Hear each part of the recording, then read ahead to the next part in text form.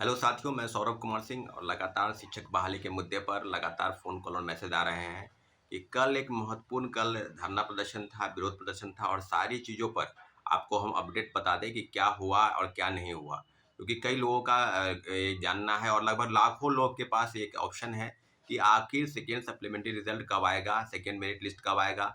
जैसा कि सबको पता है कि प्रथम फेज की बहाली में जैसा कि औपबंधिक 1,10,000 लोग ही ज्वाइन किए और उसके बाद अभी भी जो चीज़ें बताई जा रही है कि लगभग 80,000 लोगों ने ही अंतिम रूप से ज्वाइन किया है और चीज़ें जो हैं शिक्षकों के लिए डेट बढ़ाई जा रही है। पहले 20 से 25 और 25 से 30 कर दिया गया है।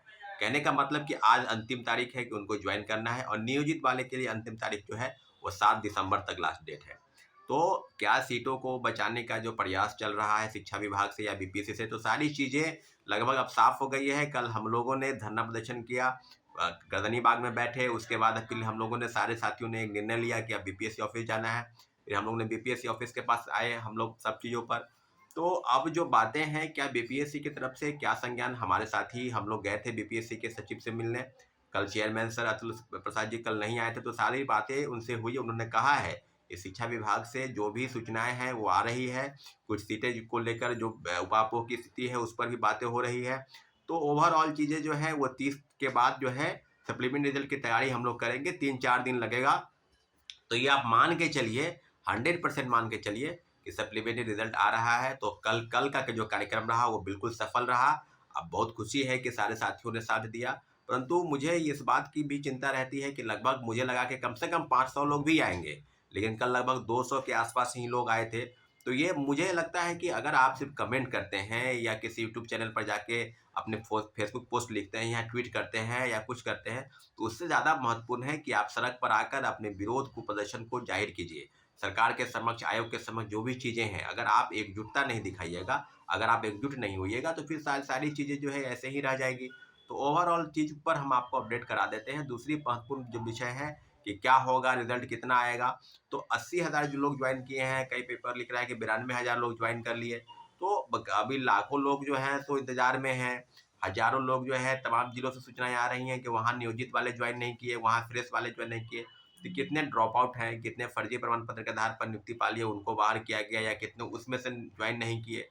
तो सारी चीज़ों पर जो है वो क्लियर हो गया है, लेकिन इतना जरूर है कि बीपीएससी के सेक्रेटरी रविभूषण जी से जो बातचीत हुई वो काफ़ी सार्थक बातचीत हुई। कल का प्रयास जितने भी प्रेस के साथी हो सबको भी धन्यवाद देते हैं कि आपने जिस मजबूती के साथ सप्लीमेंट्री रिजल्ट के मामले को उठाया है और सरकार के समक्ष आपके माध्यम से सरकार तक पहुंचाने का प्रयास किया है, इसके लिए भी आपका हम शुक्रिया अदा करते हैं। और आज जितने भी 4 लीडिंग पेपर के अलावा 10 के ज़्यादा अखबारों ने इसको काफ़ी सुर्खियों से लिखा है, चाहे वो हिंदुस्तान हो, चाहे दैनिक जागरण हो, प्रभात खबर हो या तमाम न्यूज पेपर। तो हम आपको बता दें कि ओवरऑल चीज़ जो यही है कि सप्लीमेंट्री रिजल्ट आ रहा है। अब उसको लेकर भी काफ़ी वापों की स्थिति चल रही है। एनआईओएस का क्या होगा, एनआईओएस के सुप्रीम कोर्ट का फैसला आया है तो उसका असर क्या छठे चरण पर पड़ेगा, अभी जो बहाली निकल रही है प्रथम फेज में उसमें पड़ेगा। तो अब जो चीज़ें हैं वो बिल्कुल साफ हो गई है स्थिति। अब कोई भी शिक्षण संस्थान हो, आयोग हो, कोई व्यक्ति हो या कोई भी, वो सुप्रीम कोर्ट के फैसले से ऊपर नहीं है। अगर कोई फैसले से ऊपर है तो एकमात्र व्यक्ति है भारत का फर्स्ट सिटीजन यानी भारत के प्रथम नागरिक, वो महामहिम राष्ट्रपति महोदय। इसके अलावा सुप्रीम कोर्ट के जजमेंट का कोई बहिष्कार नहीं कर सकता। और इसका जो नतीजा है, इसका जो फलाफल है वो आप देख सकते हैं कि केवीएस के मामले में भी केवीएस ने हाथ पीछे कर लिया है। और जब प्रथम पेज की बहाली निकल रही थी तो उसमें भी ये क्लियर था डाटा।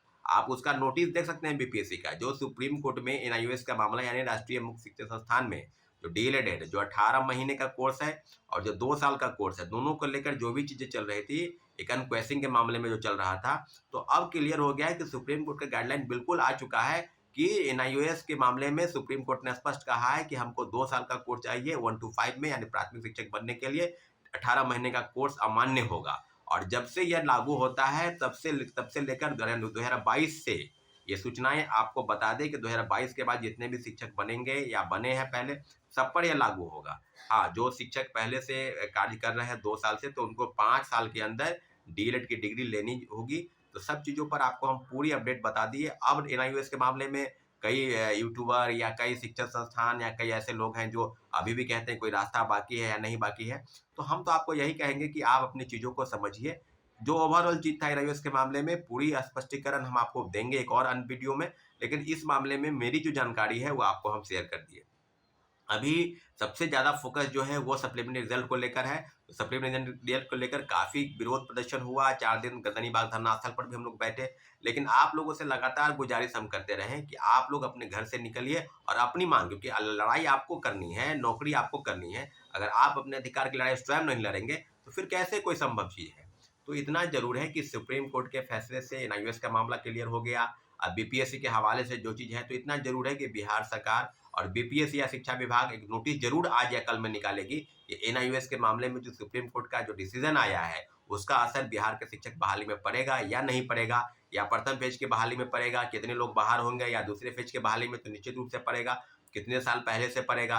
तो एनआईओएस के मामले में सारी चीजें अब क्लियर हो गई है। इतना जरूर है कि सुप्रीम कोर्ट के फैसले का सम्मान सबको करना है, उनके फैसले का स्वागत सब लोग करें या नहीं करें, परंतु आप खुलकर आप इस चीज़ों को कह सकते हैं कि सर्वोच्च न्यायालय के फैसले पर सबको विचार करना होगा और आज न कल उस चीज़ पर नोटिस जरूर जारी होगी, क्योंकि कोई व्यक्ति, संस्थान या आयोग या कोई भी संगठन इस सुप्रीम कोर्ट के फैसले से ऊपर नहीं है।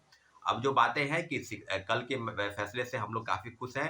उन्होंने कहा है बीपीएससी के सेक्रेटरी ने सप्लीमेंट्री रिजल्ट आएगा और हम लोग भी उम्मीद करते हैं, चेयरमैन सर के ट्वीट पर भरोसा करते हैं।